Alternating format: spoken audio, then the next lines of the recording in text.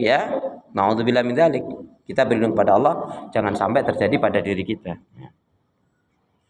Jadi ketika seorang muslim muslimah memahami jahiliyah, insya Allah kecil akan terjadinya konflik. Tapi ketika perilaku jahiliyah itu tidak disadari dia lakukan, itulah konflik yang akan terjadi. Jadi Bu, terjadinya konflik apa sebabnya? Yang pertama karena kebodohan. Ya. Jadi terjadinya konflik itu karena memang dari diri seseorang itu ada kebodohan. Bodoh itu karena nggak kenal agama, ya. Jadi karena nggak mengenal agama, ya. Ya. Baik ya. Kemudian karena sombong. Ya. Karena kesombongan. Ya. Karena kesombongan. Bu, kalau orang miskin sombong, kalau orang miskin sombong pantas nggak Bu? Orang miskin sombong pantas nggak? Nggak pantas. Tapi kalau orang kaya sombong pantas nggak? Orang miskin sombong kan nggak pantas. Nah, saya tanya sekarang, kalau orang kaya sombong pantas nggak? Pantas banget, kata setan. Karena setan paling suka dengan orang kaya yang sombong, merusak yang lainnya nanti. Setan paling suka orang yang berilmu sombong. Kenapa? Orang yang berilmu sombong, dia akan meracuni kalau dia punya jamaah. Mohon maaf, saya ingatkan pada ibu-ibu, jangan pernah mengundang ustadz siapapun dia, walaupun katanya Quran dan Sunnah, kalau suka mencela orang lain. Bukan ajaran Nabi. Ibu mau mengetahui seseorang itu di atas kebaikan dan kebenaran, lihat bagaimana bukan ucapannya, termasuk perilakunya. Kalau perilaku jahiliyah, kesombongan ada pada dirinya, kemudian termasuk fanatisme pada kelompok, golongan dan suku. Itu yang menyebabkan konflik. Ibu nggak usah saya sebutkan, mungkin ibu pernah tahu ketika ibu masuk di masjid saudara yang satu ini, ibu keluar dipel, ya nggak? Ya. Karena ibu dianggap najis.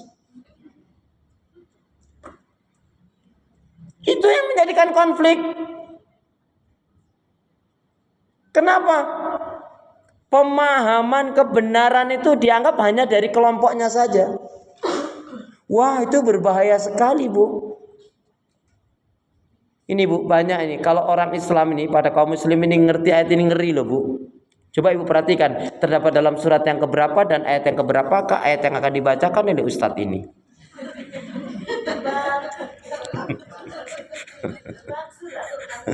A'udzubillahi minasyaitonir rajim. Bismillahirrahmanirrahim. Munibina ilaihi wa taqu wa aqimus shalah.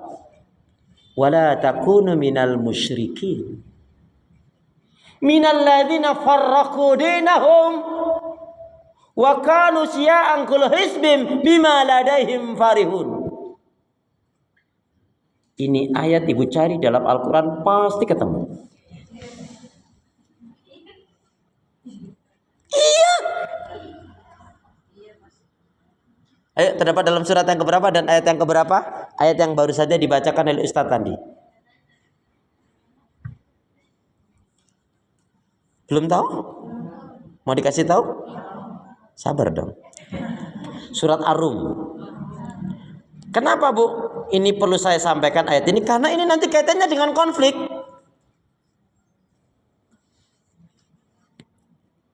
Ya, ayat yang ke-30 31. Munibina ilaihi wa taquhu wa aqimus shalah wa la takunu minal musyrikin. Silakan ayat 30 31. Coba ya, silakan monggo. Ya, monggo.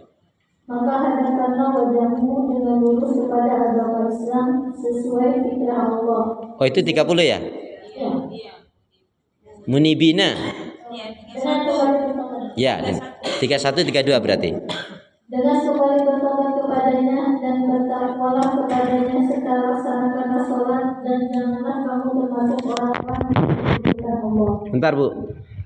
Bayangan kita orang yang musyrik mensekutukan Allah mesti yang kedukun, para tidak normal, orang yang nyembah-nyembah kuburan, orang yang mensekutukan Allah menyembah kepada selain Allah, ya enggak? Tapi lihat pada ayat 32 itu.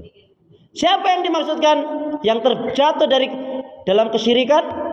Yaitu orang-orang yang memecah belah agama mereka dan mereka menjadi beberapa golongan.